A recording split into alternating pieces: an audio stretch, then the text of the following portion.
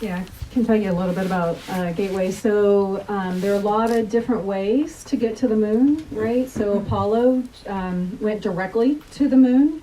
The Gateway is the way that we, for the Artemis program, want to go back to the moon. And the reason we're using a Gateway is because it helps us this time be there in a more longer-term sustainable way. So it is really what we're calling a lunar orbiting platform. It's significantly smaller than the International Space Station that orbits the Earth, but we'll put it in what we call a near rectilinear halo orbit around the moon, and it's a very, for somebody like me who doesn't talk orbital mechanics in detail, it's a very happy orbit where spacecraft like to be. It's easy to get into that orbit. It's easy to get. Not a technical. It's not. It's easy to get in and out of those orbits, which translates into using less fuel. And we can get into that orbit, and the spacecraft will want to stay there and not take a lot of maintenance to stay in that orbit. But once we're in that orbit and we're going around, what it does is it allows us access to any place on the moon. Apollo again went to the equatorial regions for all of their missions, and so I've heard statistics like if you were to take the whole globe, Apollo really only explored about the size of Michigan. So very little were they actually to be able to explore because they went very point solutions around the equatorial region. What the Gateway allows us to do with this orbiting platform is take landers, and we can change our orbits and we can orient ourselves so that the landers can go really anywhere on the moon and explore any place. And then it becomes a platform that we can build and aggregate longer term transportation vehicles that we can then use as a launching off point to go to Mars, because that's ultimately what our goal is to learn how to live and work long term around the moon so that we can move on to Mars. So is the moon just a stepping stone, or are there things on the moon that you want to accomplish for their own sake? Yeah, I think the answer is both, actually. So it is a stepping stone. Mars is very, very, very challenging, and we have a lot that we need to learn that we can learn around the moon. But the moon also has resources that we can use. And so when we get to the moon and we're on the surface for a long period of time, we can learn how to use those resources so that we don't have to take everything with us from the Earth. And I guess, what is the reasoning for having the Gateway instead of just building everything, the hub or the base on the moon itself? Is it because it can go from place to place easier? Again, it's so several functions. Again, the Gateway is going to allow us to aggregate various modules of, say, our lander systems. Where again, Apollo, you had one lander and you went down and you basically expended the spacecraft. With the Gateway, it'll allow those lander components to be able to come up and go down, and we'll be able to reuse them, which ultimately ought to be more economical for us. But there's really kind of two different paths. There's building long-term infrastructure on the surface of the moon where you can live and work there. But being on the long surface of the moon doesn't help you get to Mars, right? So being around the moon in this orbit, the Gateway is where we can, like I say, aggregate those long-term transport vehicles to take the next step onto Mars. But when you mentioned the word sustainability. I don't know who can speak to that, but what does that actually mean? Like what's the goal to have a sustainable presence? Like we're going to be on the moon for forever, right? Is that, and obviously you're going to need something on the moon's surface, right? So what is that? Want me to keep going? Yeah, no. I can take one. Yeah, you're next to me, so you get the. You're in the firing line. My glasses.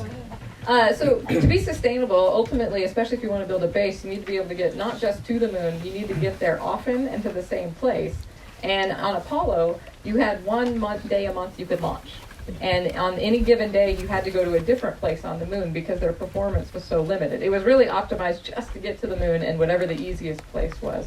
So if you want to be sustainable, you need to be able to land on the same place over and over again, which means you need a little bit more flexibility and performance in your mission design.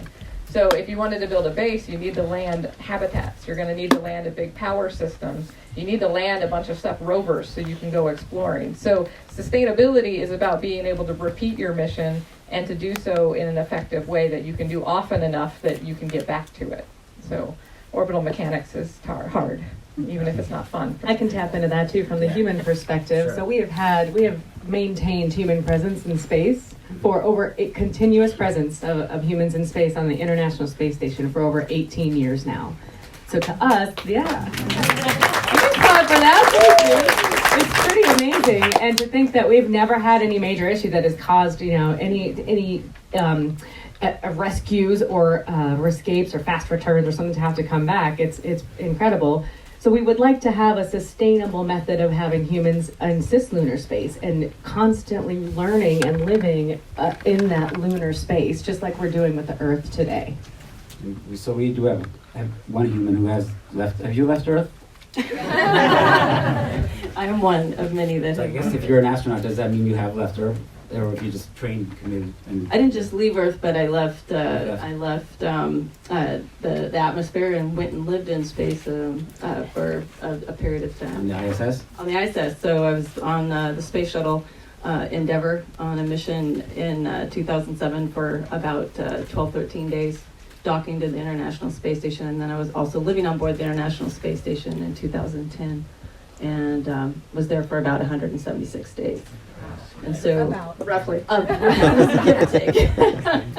But I can add to what the ladies have said is that with the International Space Station, we spent about 11 years building it, and we then have spent the last 10 years using it as a scientific platform. And so nothing in space happens immediately, just like nothing in scientific research happens immediately. It takes a while to learn your environment, and especially with this global as we are, we have partners all across the world, on the ground and in space, and it takes a while to figure out that coordination. And so it's talk about sustainability. One thing we have learned from the International Space Station is that it takes time to build and to build the infrastructure, but once you do, you can do amazing scientific research and technological development from that platform. And what kind of research and technological advancements do you foresee taking place in the Artemis venues of the Moon and Mars, or is that something that is just always unknown? I think any one of us could answer that, but I'll say from my perspective of living up there and being an operator, I think just what I've seen on board the International Space Station in microgravity, we're learning not only about how to build better spacecraft, just propulsion, fluid dynamics, and how could we do that without adding mechanical pumps just by changing the shape of a fuel tank, to being a human subject myself, to understand how the body responds to a microgravity environment or in a field that's less protected from radiation than we are here on Earth, to materials and that how do they perform not only in microgravity in a shirt sleeve environment, but also out in the vacuum of space. Go ahead, Michelle. Yeah, I was going to ask her, from the engineering perspective, we mentioned the resources on the moon, and we believe there's water ice on the South Pole. And as I said earlier, the rocket's launched with hydrogen and oxygen. Well, what's water made of? It's made of hydrogen and oxygen. So if we can get there, we can start doing research about how to break that down to make our own rocket fuel, and that's how you can start to push farther into the solar system. So there's a lot of stuff yet to learn on the moon. Both for the human body and the condition of being able to live and work in space, as well as the engineering and the application of space technology.